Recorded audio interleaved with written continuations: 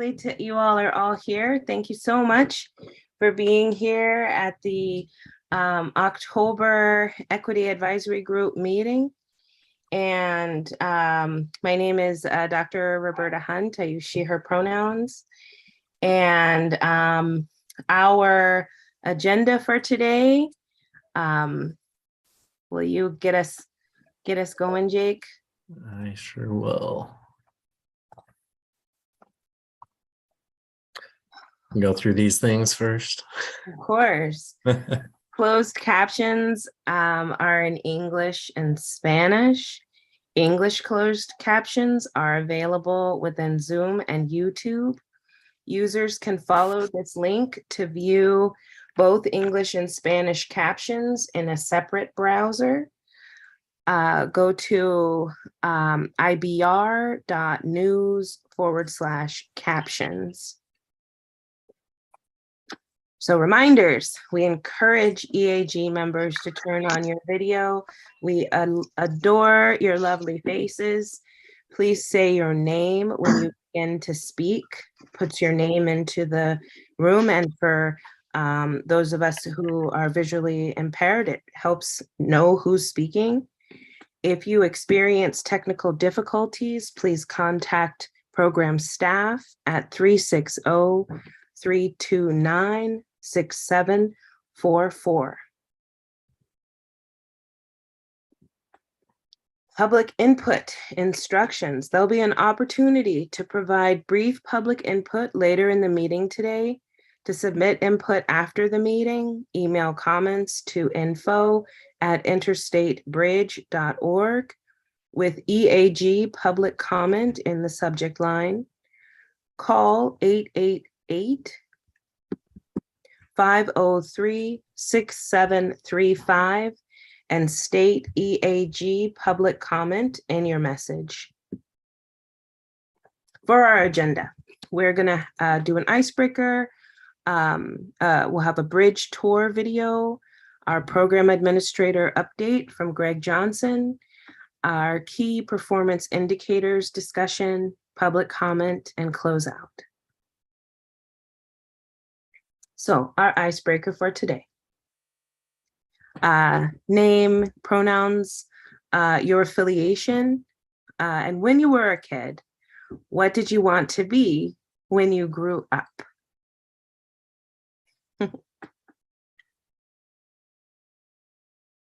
All right.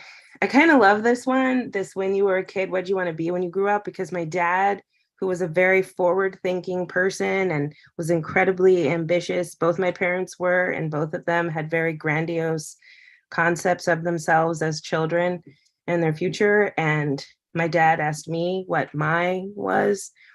And I said, I see myself very busy wearing jeans. And that is my life, though finding a good pair of jeans has been a struggle for 40-something years. But yeah, so I'm gonna pass to Karen. Hi, Karen Cameronoff. I use she, her pronouns, and community member. I work for the Cowlitz tribe. And I am pretty sure when I was younger, I wanted to be a teacher. I mean, I think that's a pretty common thing for kids because, you know, you always look up to your teachers and when you're little, but I don't think that's what I wanted to be when I grew up. Now, I'm still trying to figure it out. That's why I can't stop going to school. I will pass it to Sabrina. Hello, I'm Sabrina Owens-Wilson. I use your pronouns and the Regional Impact Program Manager for Metro's Diversity, Equity, Inclusion Program. And I wanted to be, at the same time, a doctor and a professional ballet dancer. That's a lot, and I did neither. And I think I only took ballet classes for lessons for a little while when I was 5. So, you know, dreams. I will pass it to Erica. Hello, I'm Erica Mcalpin. I use she, her pronouns, and I'm the Assistant Director for Social Equity at ODOT. When I was a kid, I wanted to be a psychologist or a psychiatrist. I've always been fascinated by human behavior. And so instead, when I got to college, I found out that psychologists don't make that much money. And so I majored in business management and have had a career as an HR professional before going into diversity, equity, and inclusion work, which landed me here at ODOT. And I will pass it to Shane. I think I actually did a pretty good job of guessing right. My name is Shane Bally with the city of Portland, use he, him pronouns. My fifth birthday present was my parents, I grew up in Seattle, taking me on all different modes of transportation. So we took the ferry and we took the streetcar and we took the monorail and the bus. And my affliction only got worse from there. And I remember my mom grumbling one day about traffic and saying, Shane, could you change all the lights so that they're all green when I sort of go down the street? And I wondered about that. And I actually ended up getting that job. I worked for the Washington State Department of Transportation, Region 1 traffic or Northwest Region Traffic Management Center and got to play with the stoplights. But yeah, urban planning and transportation planning kind of, it took me a while to get here, but I eventually made it sort of all the way back. I'm going to pass it to Tanya. My name is Tanya Adams, and I'm with the IBR. And when I was young, I wanted to be the President of the United States. And that was a long time ago. Let's see. Matt.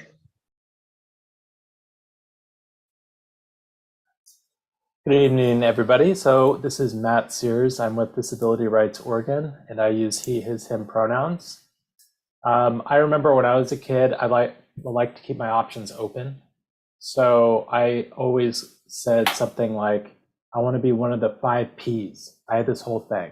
I was like, I want to be one of the 5 Ps. I want to be either a poet, a professor, psychologist, psychiatrist, physicist, or a priest.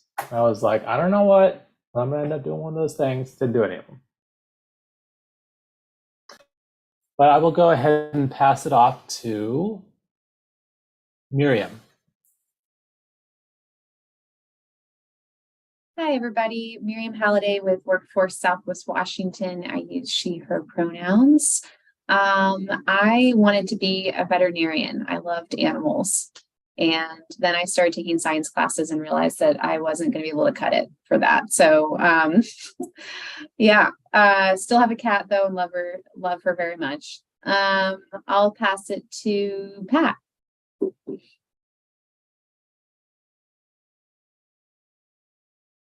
Hi, everybody. My name is Pat Daniels, and I wanted to be a fashion designer. Oh, and I use she, her pronouns. So I will, and I did get a degree in fashion merchandising, and I ended up working at Portland Airport. Anyway, so I will pass it to John Gartner. Happy Monday, everybody. John Gardner, he, him with TriMet. Thanks for the layup there, Pat. Great stories. I think I wanted to be, when I was little, I wanted to be a pilot, an astronaut, or a teacher. But then I watched the Challenger explode, and I was like, maybe a teacher. So, you know, I did teach for a little bit out of college, and that was a long, long time ago. Let's see. How about Aiden? Good evening, everyone. Aiden Gronauer with the IDR program. They, them, or he, him pronouns work for me. And let's see, when I was little, I really wanted to be a wildlife photographer. So just out there in nature, taking photos of all the cute little critters that are out there. So I still kind of want to do that. So National Geographic, if you're listening, let me know. I will pass the mic to Alicia. Thank you. Good evening, Alicia Sojourner, pronouns them and they.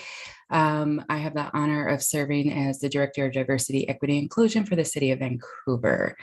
I'm going to totally age myself, but it's all good.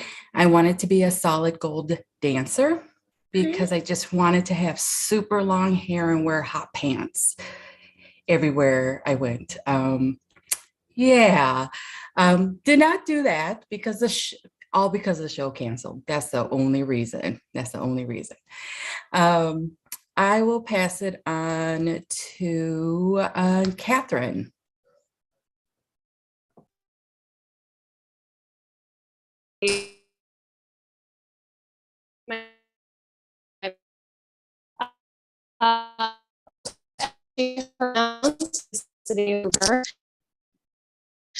Oh, Catherine, I think your the connection is off. Oh, can you? We can't really hear you. I'm sorry. I don't. We could just make something up for her.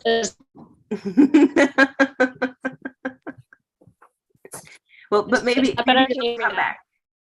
Maybe it'll come back. Okay, so how about Jennifer? So my name is Jennifer Campos, and I'm a principal transportation planner with RTC. And I grew up always wanting to kind of help the environment or do something related to improving the environment. So I opted to go into environmental science, and like some others here, I took my first chemistry class and that didn't really go over very well. So at the time they had this other degree called environmental planning and policy, which did not require chemistry. And so that's kind of how I ended up in the field that I did. And I'm not sure, it's been hard for me to keep track, so I don't know who could be next after me. How about Greg Johnson? Thank you.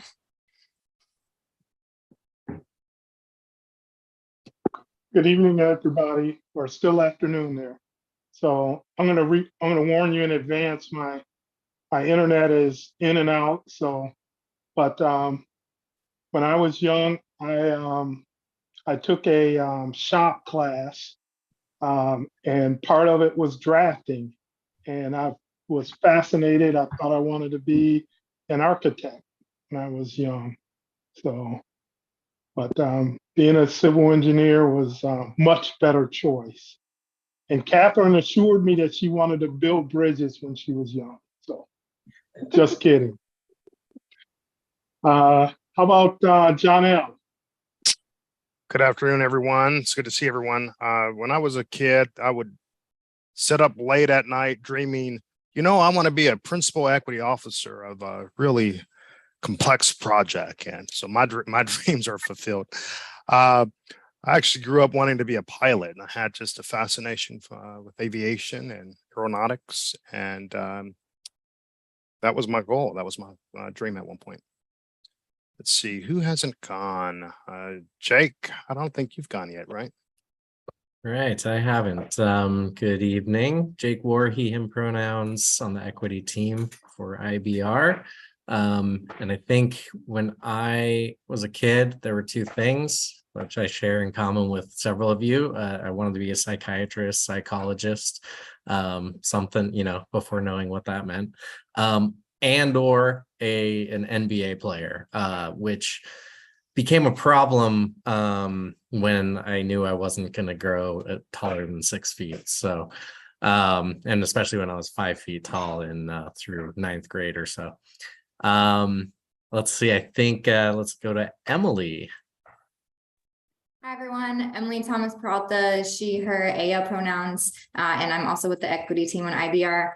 When I was young, I wanted to be a lawyer, and that was because when I would stay home in the summer, I would watch Matlock reruns on, the basic cable. Not very much a kid's show, but I loved it. So all about the theme song. I think that's what drew me in. So yeah, I'm not sure who else hasn't gone yet. Millicent.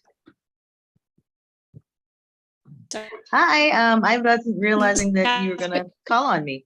Can you hear me okay? Okay. You can't get out of Millicent- it, Millicent. You're in Oh the my room. goodness. Millicent Williams, she, her pronouns. I work as facilitator with the IBR program, but I also work as a regional director here at OTAC, which is a local A&E firm.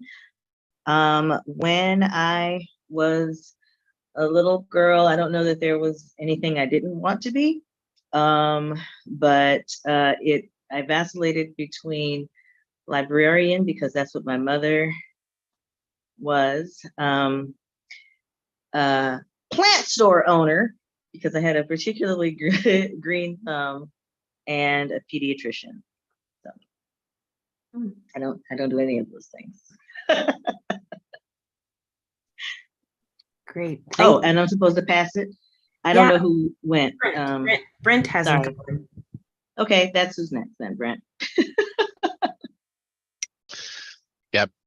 Brent Hamlin, he, him pronouns, part of the IBR program staff. And when I was growing up, I wanted to play professional sports, but didn't know which one. I just know I want to be professional at something, and I'm not professional at anything sports related.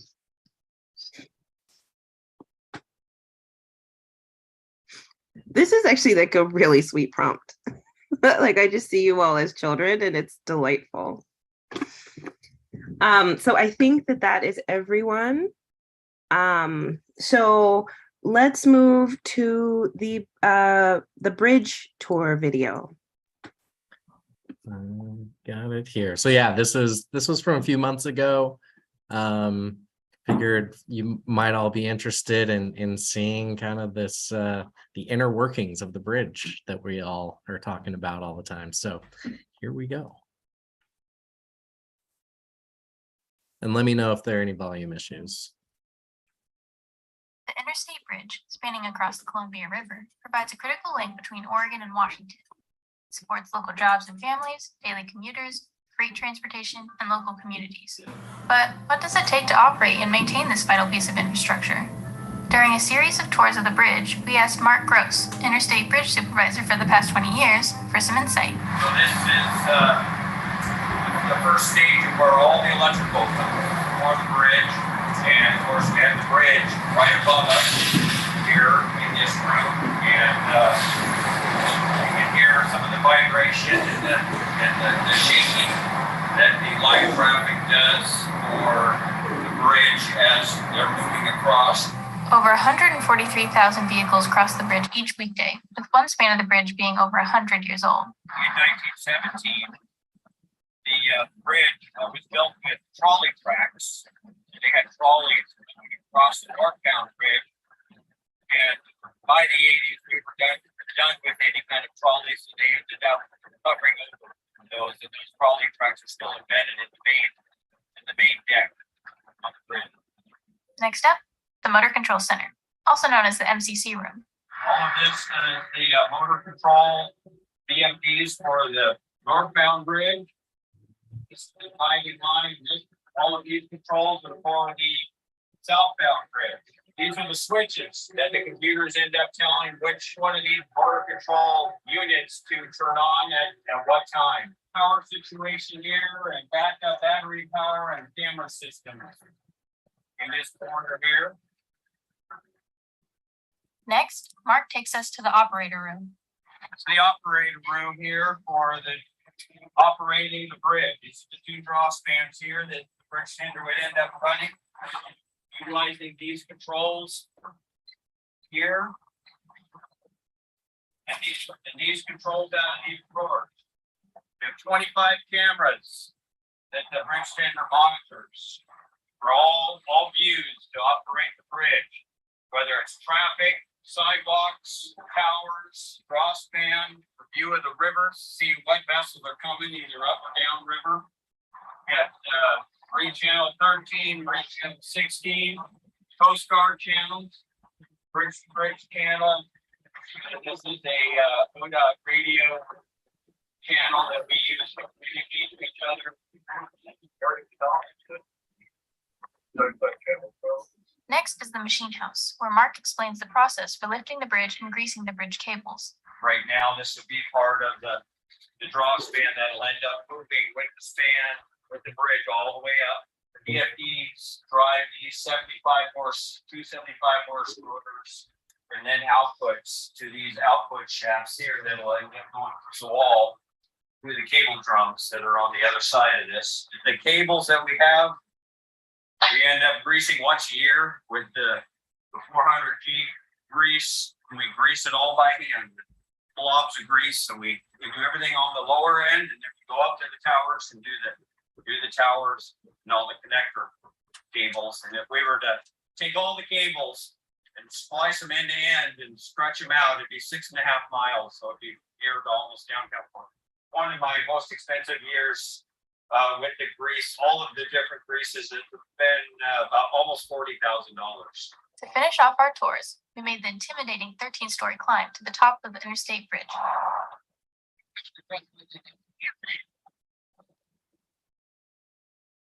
These 6,000 to 9,000 ton counterweights suspended above traffic are used to lift and lower one span of the bridge. We're at the top.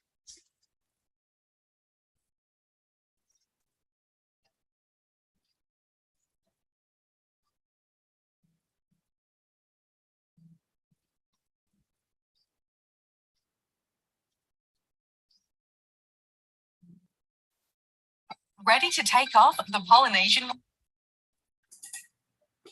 So there you go. Kind of interesting. I'm sure that for some of you is right up your alley as far as kind of knowing the mechanics and everything behind that. But either way, just the globs of grease, I think just by hand doing that, I would not have expected that that's how something like that is still operates. So anyway, back to you, Roberta. Thanks. Thank you. That was fascinating. All right, so Greg Johnson, our program administrator, is going to give us a program update. Well, once again, I'm Greg Johnson, IBR program administrator, and thanks for the robust participation we have today. So just a thought on the bridge video. I've taken that tour with Mark Gross numerous times in the 2.5 years I've been here, and it is always fascinating. I always learn something new, and the one thing that I always walk away from assured is that that bridge is in good condition because of the care that those folks who work there give it every day. When you're taking care of a 105-year-old and a 68 or 64-year-old bridge, it takes a lot of tender loving care, especially with a movable bridge. So those guys do a fantastic job. But an update, we have several important things that are going on that are in process. Our team just finished a week-long, what we call a CVIP, or cost estimating verification process. So what this is meant to do is to look at the locally preferred alternative that we've all agreed on that is moving forward into the supplemental environmental impact statement process, and to start putting costs to it. So our previous estimates were based on the work that was identified by the Columbia River Crossing Project. So we hope that later this year, we will have our first estimate based on the work that everyone has agreed to. But it's more than just the potential cost. It also takes into account the risk of numerous different things happening, assessing the probability of those risks and assigning a value to it. So once again, a very robust process, and this is just the first of many type workshops like this that will try and give us the best idea of what this bridge will cost as we move into the later phases of design and construction. So we often get the question of, well, you don't know how much this bridge is going to cost exactly. So At the current pace we are going, we are looking at this bridge being completed almost 12 years from now. And I can defy anybody to even tell me what the price of gas will be per gallon, what the cost of a loaf of bread or a gallon of milk will be 12 years from now.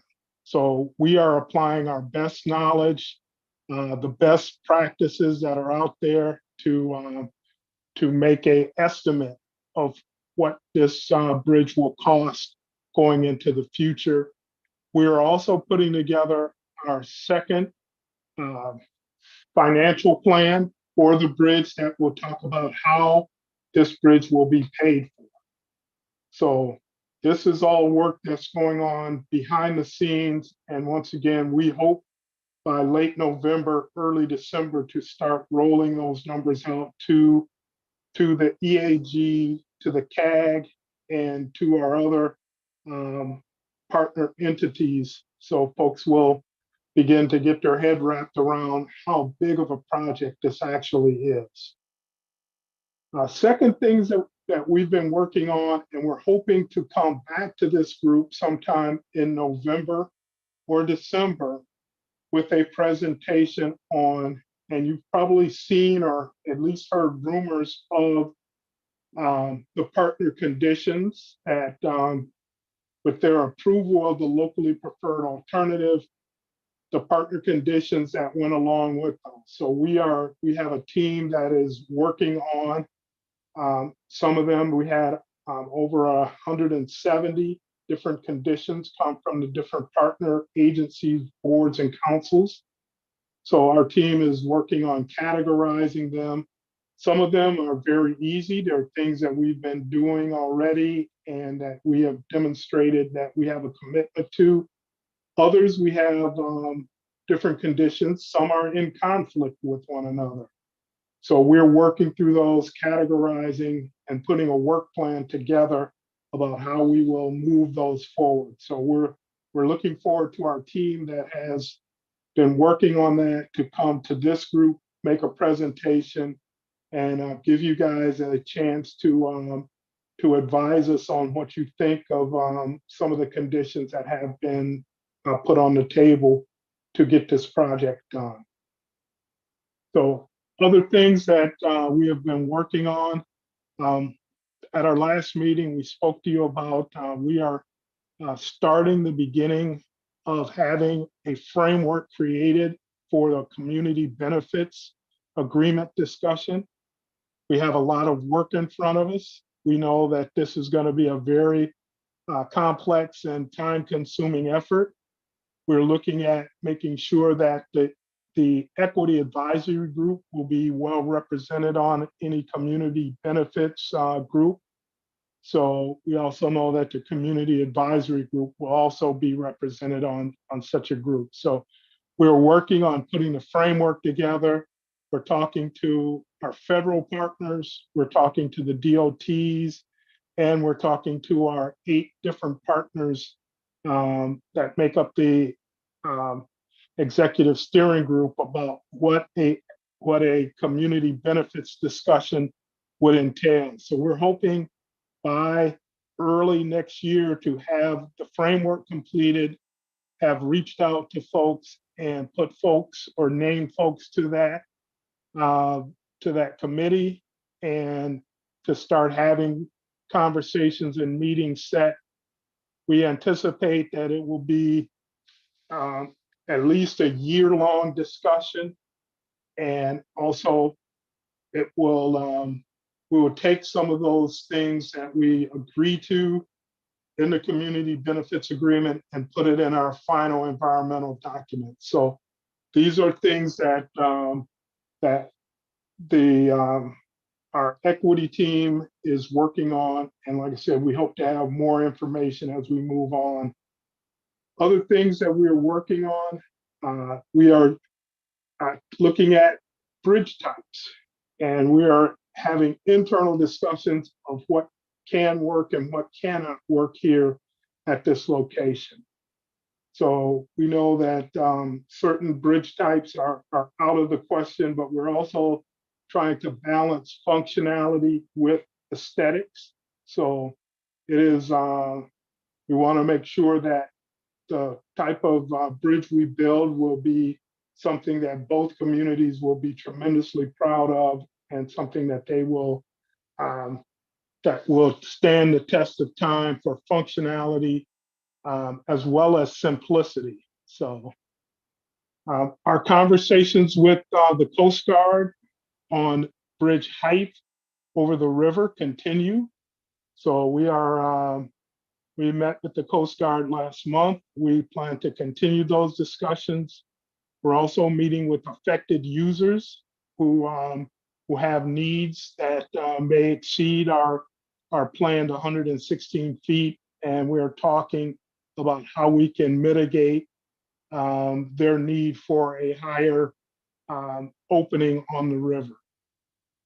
And I'm trying to think, was there anything else? If the team will remind me of anything I missed, but those are the key and important issues. And of course, we are steaming forward on getting a draft supplemental environmental impact statement draft done by early summer. So we are, our team is doing all of the technical reports, talking to partners, getting input. So we will have more of those type of updates coming to you in the new year as we move this this process forward. So we are still on track for, once again, a draft supplemental environmental statement by early summer of 2023, and a final environmental impact statement process by summer of 2024. And if we are successful in that, that will keep us on track for design elements and to begin putting contracts together and starting construction in late 2025, early 2026. So we know that we have conversations with both legislatures on issues such as Oregon's portion of the funding of this bridge. So that will take place in 2023. So our team is gearing up for those conversations. We also have some tolling conversations to authorize tolling at this location from the Washington legislature. And those conversations are just in the beginning. And we're hoping that in either 2023 or 2024 sessions, we will have that agreement from Washington.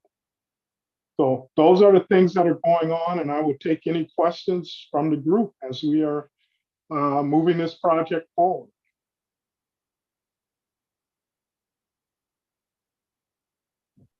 "12 years. I hadn't gone out that far.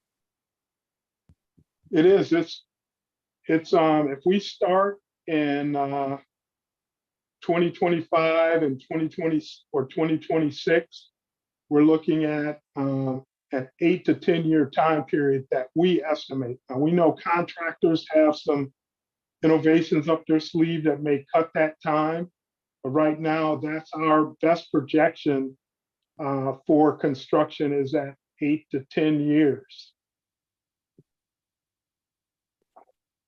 That's a lot of jobs. It is. Oh, that is the other thing. We're hoping before the year is out to have our economic impact analysis done that will talk about the number of jobs that will be created by an investment this large in this region. So we will be looking at the primary jobs, folks who will be working on the project, whether you're inspecting, whether you're a construction worker. We will be looking at secondary jobs by suppliers of all sorts. And then there are tertiary jobs that are ripple out into the economy from either the primary So you will have restaurants that may have to gear up because of all of the inflow of workers in the area. So those are the tertiary jobs that, or an example of tertiary jobs that could be created by this type of investment. And this investment has a multiplier through the economy that will be talked about in that impact analysis that's being done.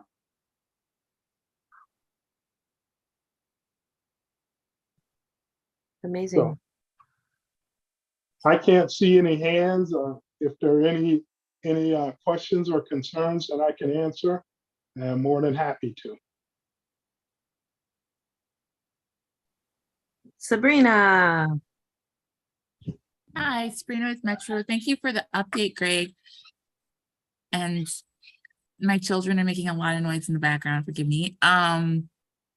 I'm just curious, the video made me wonder about permanent and maintenance jobs. And I'm curious, like how many, and if I missed it in the video, how many folks are, or how many like maintenance jobs exist now on the bridge? And if we're anticipating that there will be a number of maintenance jobs in this new construction. So, and I'm going to get this number wrong, so somebody can correct me. I believe that we have a permanent staff of approximately 12 folks that run this bridge 24 hours a day, 7 days a week, 365 a year. So that type of the folks who help lift the bridge and grease those cables, that type of work in a permanent fixed bridge will go away, but there will be other needs for permanent staff at the bridge. So it will not be as large of a crew, we don't think, but that will be part of the plan for the future operations and maintenance of this facility as we move forward. But yeah, lift bridge requires that intensive level of day-to-day, hour-to-hour care that won't exist with a permanent fixed bridge.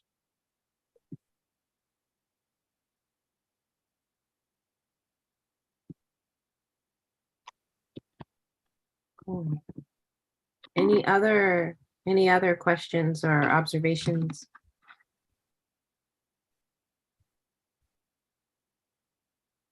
All right, well, John Gardner.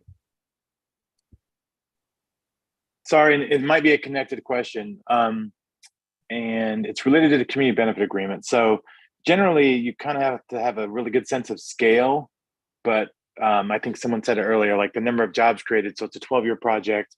There's sort of pre, during, and after benefits, I imagine that will be. So it'd be really good to get a sense of, if nothing else, if there's a formula approach to this potential resource plan, which I'm calling a community benefit agreement, or you know what I mean, like this, without to try to manage expectations, but frame up the opportunity is, and I guess we won't really know that, but are there funds before the project that could get let or released to sort of either develop contractors or develop the workforce for this project, which I don't think necessarily exists when you can consider other projects that are going to happen at the same time. So just any thoughts on that, or is that's a subgroup, then I could wait on that one. So John, that's a great question. We are looking and cataloging all of the resources that exist out there for training programs to get folks up to speed, to be a part of the workforce or support this program moving forward. And there are some great programs that exist on each side of the river for workforce. So we will be, that will be a discussion that will go on as part of the community benefits of how we can leverage existing resources and make sure that folks who want to be part of this can be, and they have easy doors of access to step into. We're also looking at how we can make sure that small minority, women-owned businesses are supported to make sure that they can are ready to be a part of working on a large, fast-moving project like this. So there are a number of different things that that we're going to be leveraging, and there are a lot of groups out there that already have training programs for small businesses, and so we're going to be leveraging that.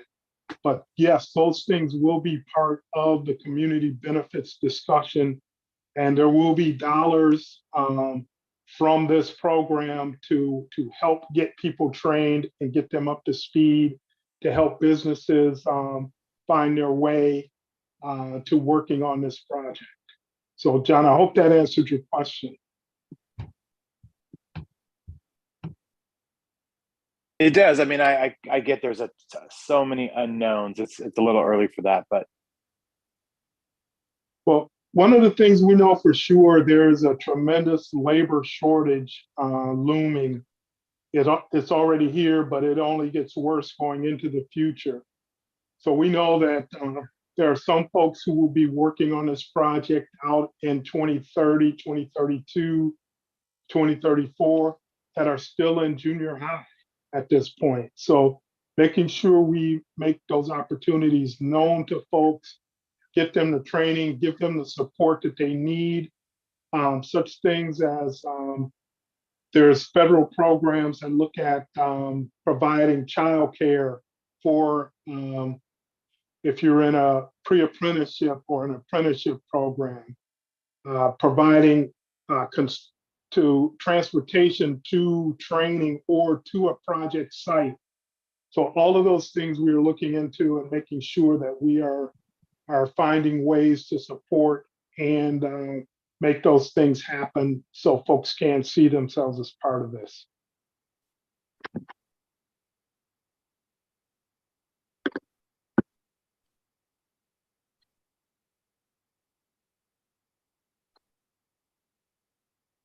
All right, I think that we are good, and we'll move on. Thank you, Greg. And now we are gonna move to key performance indicators. So Jake, take us away. All right.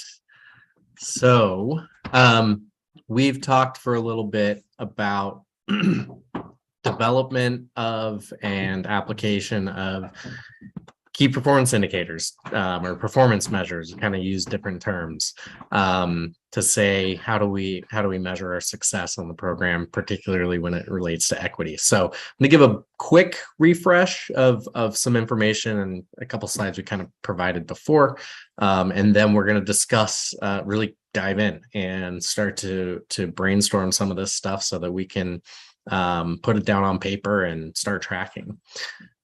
So I'm sure that for many of you, this is well known, you're very familiar with KPIs, but just to make sure that we're on the same page, the reason that we want to develop these is we want to track our progress towards our equity objectives that we have in our framework. There's 6 of them, and I'll give you a refresher on those on the next slides.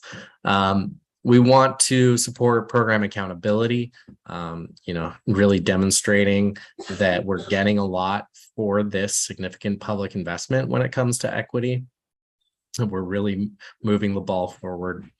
And we want to similarly help determine where the program can make a difference, and maybe where there are some gaps in terms of what the program can do and maybe what's outside of its scope. Given the nature of it. So our starting point for these is our 6 equity objectives.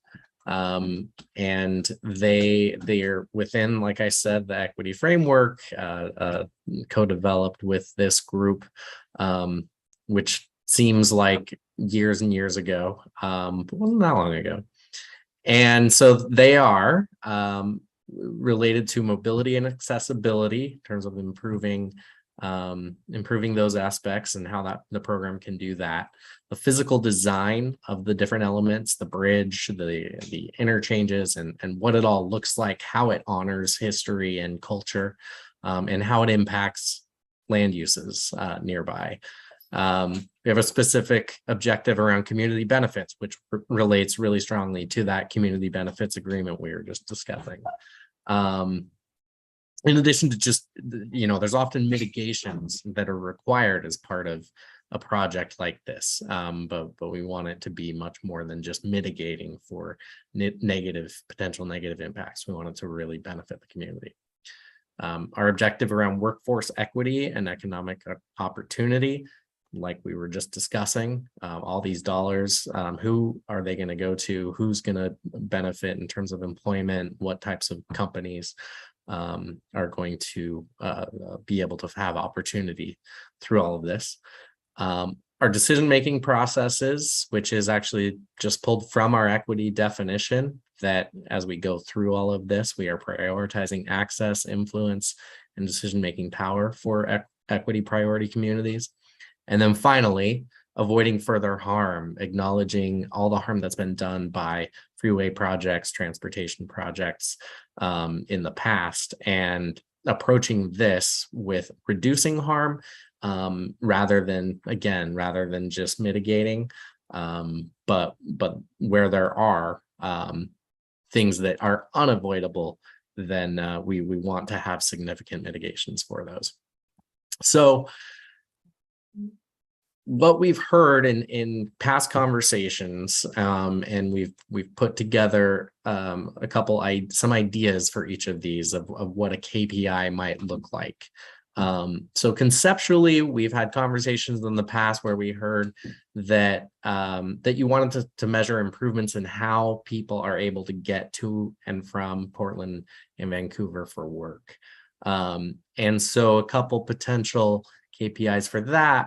And these are things that we have looked at and will continue to look at, is how many jobs, additional jobs, will be accessible via transit or via driving once this project is complete. And we can do that by demographic group to see, who is really able to access more jobs and how does that compare across different demographics.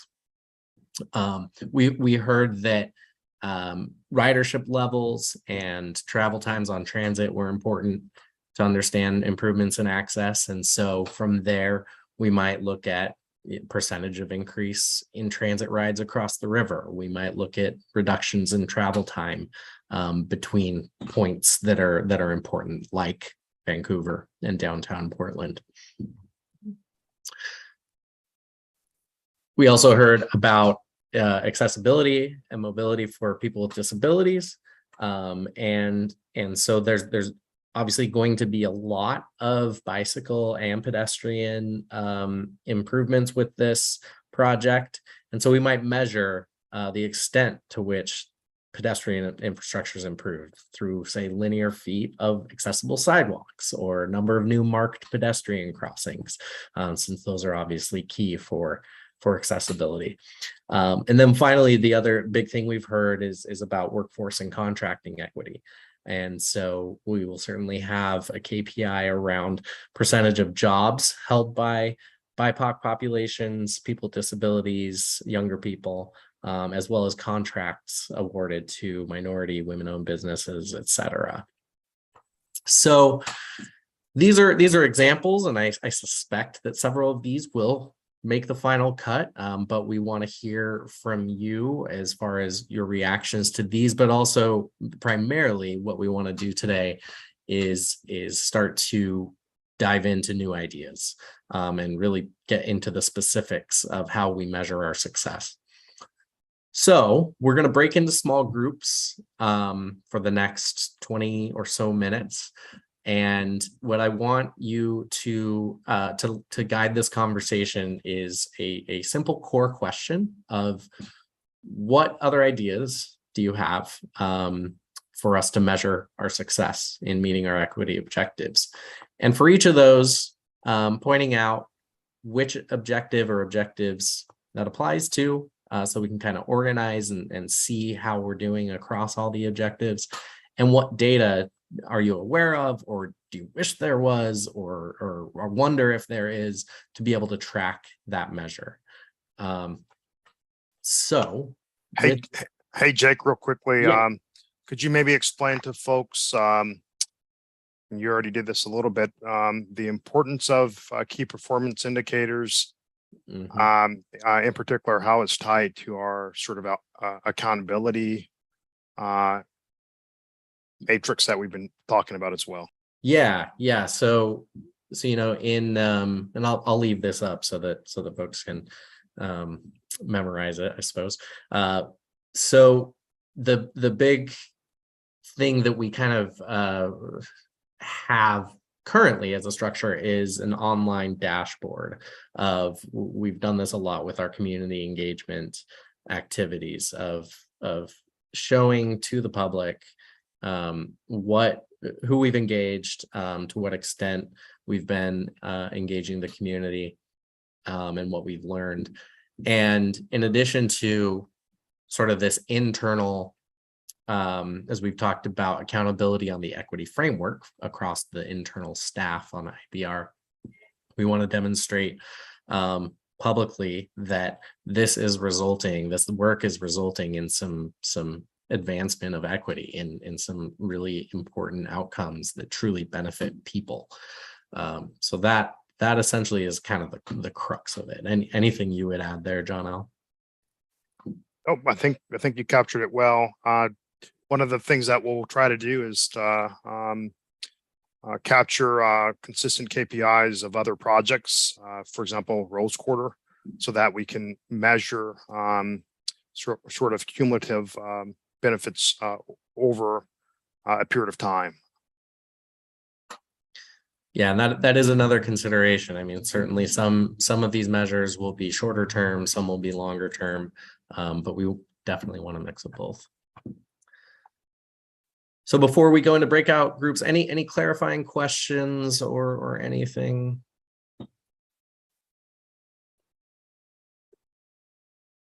All right. Well, Brent, will you do your magic? Yeah, and just want to confirm with 25 minutes, right, Jake? At this point, let's do 20.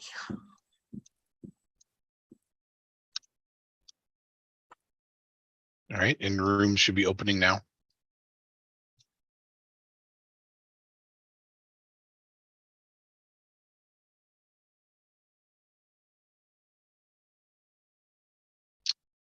And Salome, did you want to go in a room? No, just here in case Jake needs some help, but no. Okay. And I'm assuming you don't need the interpreters to go in the groups, in the rooms? Correct. Thanks.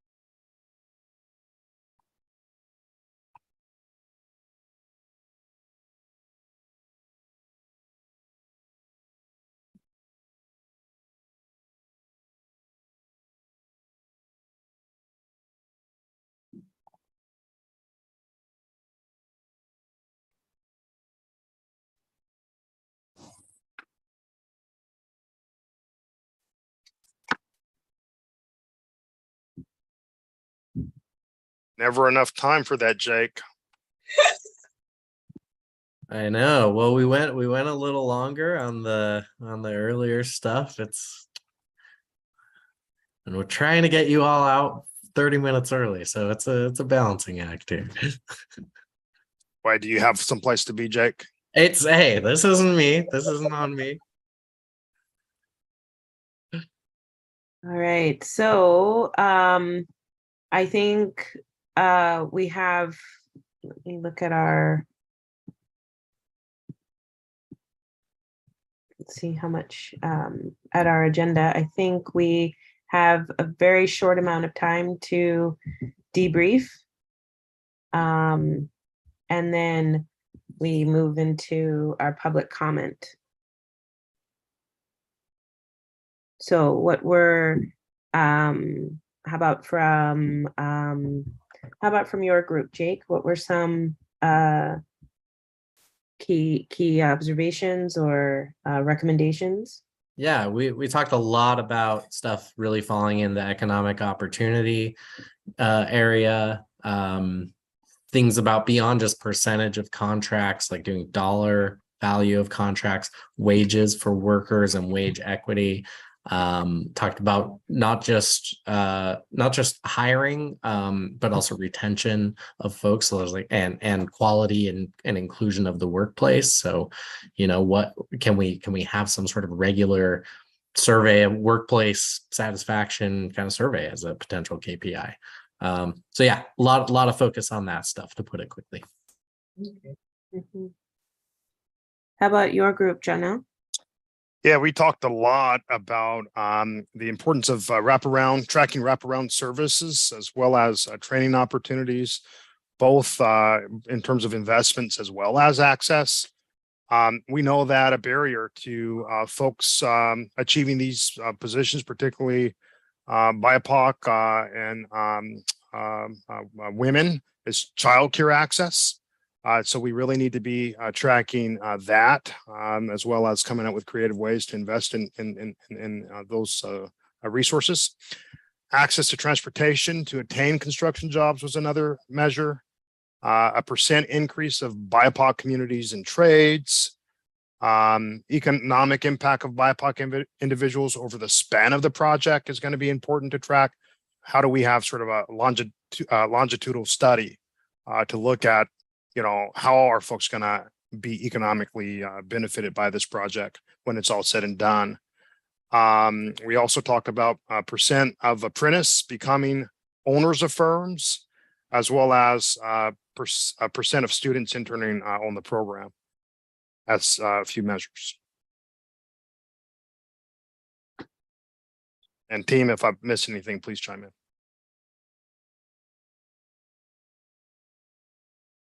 Yeah. All right, Emily.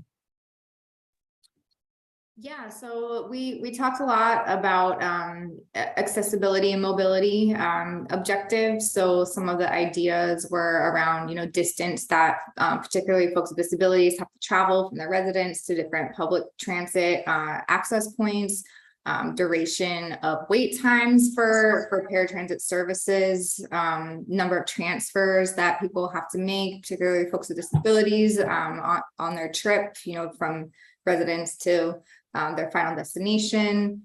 We also talked about health impacts over time and measuring that kind of long term, if that's possible. But another really important thing that we talked about a lot was disaggregating the data for across these different measures and making sure that we're shining light on these different equity priority communities that we've highlighted. Mm-hmm. Great. All right, so I'm going to wrap up this portion of the conversation. It is interesting to me how similar and different each group's conversation was, and I think it was across 3, correct? Great, Jake? Yeah.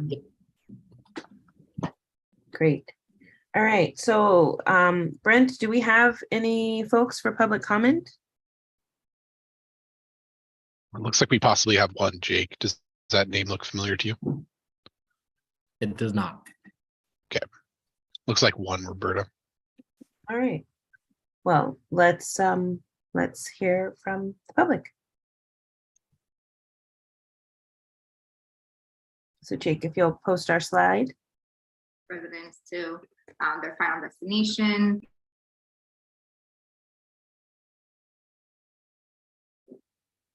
All right, so our comment instructions are through Zoom. Please use the link located in the meeting description on the YouTube meeting page or on the IBR EAG meeting webpage.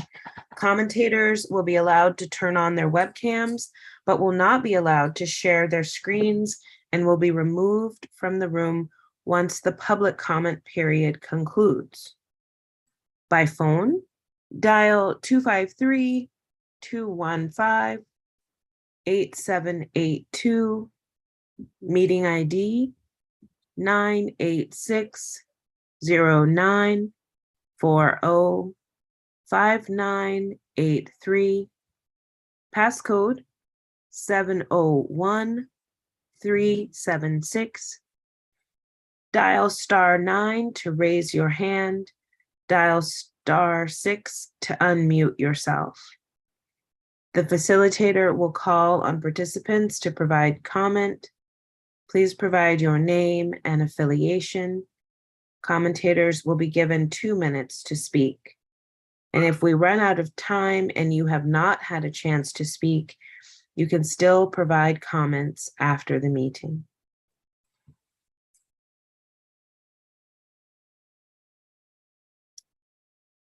All right.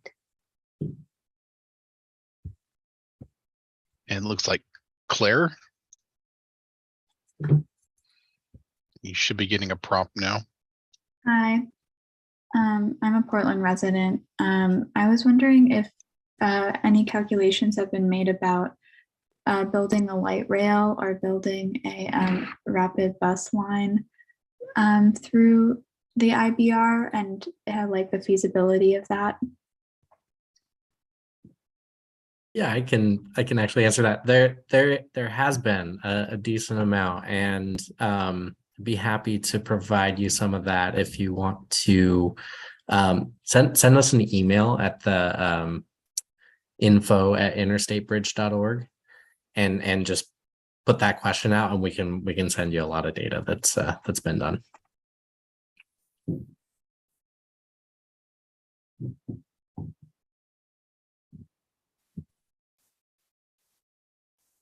Great. Is there anything more that you would like to say, Claire? I'd like more information that is not in the form of an email about that. Like, oh, okay. Yeah.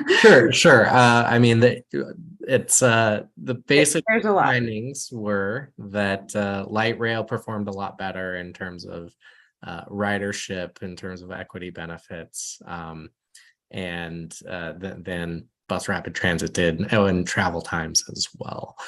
So the option that's moving into the environmental analysis phase is just the light rail option.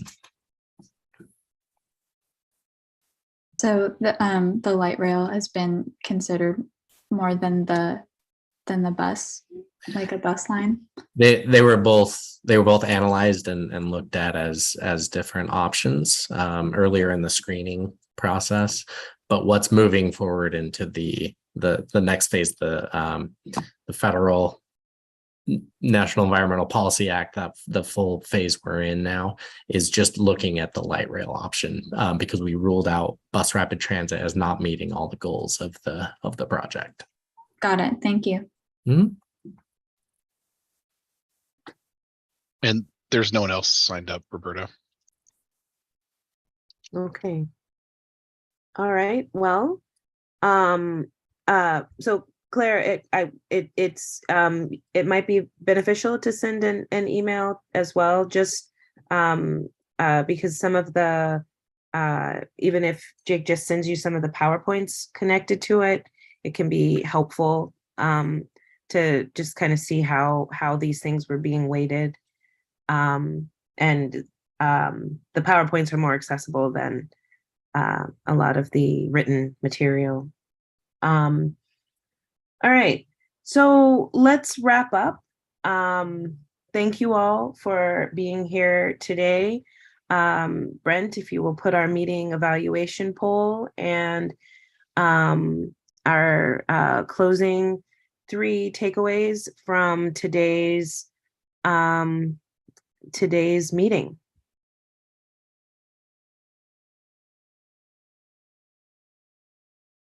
You all know I always ask, so I never understand why it's a surprise.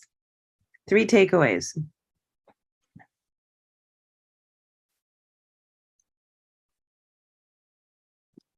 One takeaway I'm sitting with is 12 years. I was not- just about to say that this is going to take a long time, and in keeping people engaged in this project for 12 years is going to be a task. Yeah. John Gardner. Yeah, no, our conversation was great in our breakout room, but I'm just looking at this screen and there are some amazing, talented people in this team, and I'm just excited to be here. So thank you. Yeah. Yeah. Sabrina. Just appreciation for the folks that are working on the current bridge and greasing the gears by hand. That is incredible work and work that I did not know about. So appreciation for those folks. Yeah. Yeah. All 12 of them. Great. Thank you. Thank you all. Our next meeting is November 21st, 5:30 till 7:30. And we will talk more about key performance indicators and community benefits agreements. And we will not have a December meeting. So thank you all very much for your engagement. And we will see you in a month. Thanks, everyone. Thanks, everybody. Thank you. Thanks, everyone. Thank you.